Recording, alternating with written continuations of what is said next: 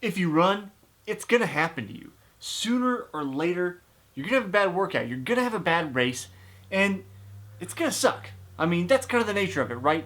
It's bad. It didn't go how you planned. Sometimes catastrophically. Ask me how I know. But there is a great thing about having a bad race or a bad workout, and I want to share that with you today.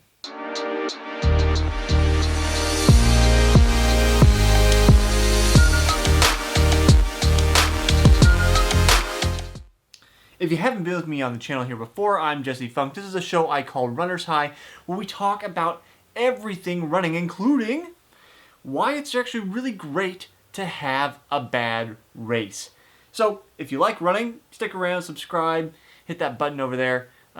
Tuesdays and Thursdays, new episodes come out every single week. So, what is the great thing about having a bad race? Because you're saying to me, Jesse, I don't want to have a bad race. I want everything to go really, really well.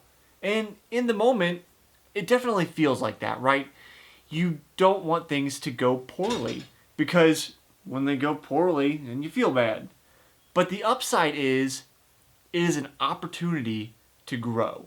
Because ultimately, although we want the race to go well and we want the opportunity to run maybe a best time or with a best friend and they get away from us, an opportunity to grow is sometimes what we need, because it isn't just about the physicality of it. I often refer to the mental side of running, the resilience that we can learn from running, and there's no better place than this little microcosm that we live in to learn about life skills and know that bad shit's gonna happen sometimes, and we have to be resilient to get over that. And when we practice that in this kind of safe environment of running and the running community, when things go bad, it's an opportunity to grow and learn about how we can overcome this bad situation and know that we can move forward. But beyond that, there's actually a practical side of having this bad race that gives you that opportunity to grow. Because when you have a bad race, what are you more likely to do? Figure out what went wrong, right? When you have a good race, you just go, huzzah, and then you move on, right? You don't worry about it anymore.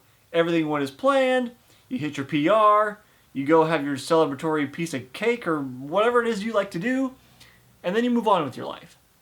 But what you should be doing in both cases is dissecting your race. When things go poorly, it's easier to do that, right?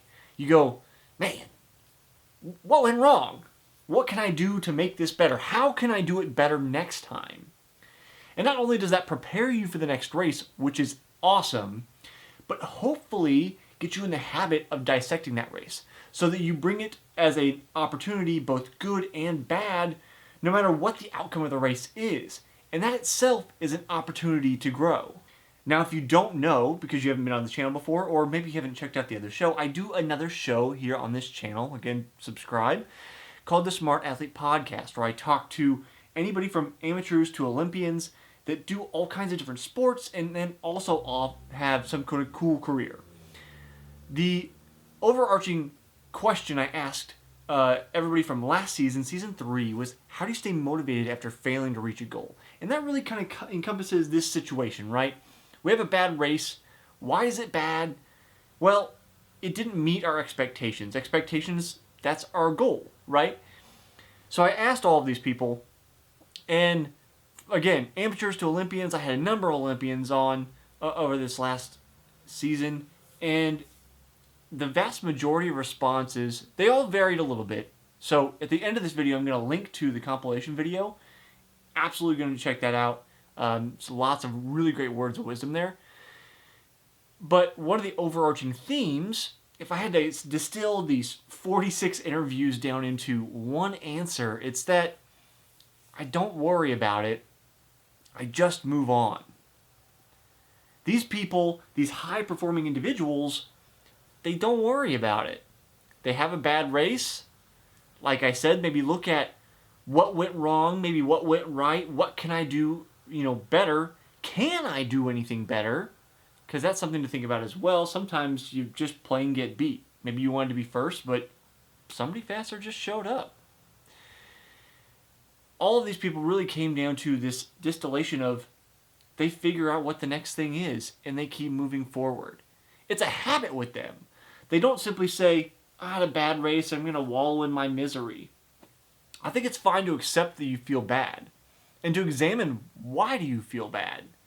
And then say, is there anything inside of my control that I can change? If I can change it, then I will. And if I can't, then you got to let it go. So there's this whole microcosm of an opportunity for growth within having a bad race. And it's the perfect breeding ground for us to become better as individuals.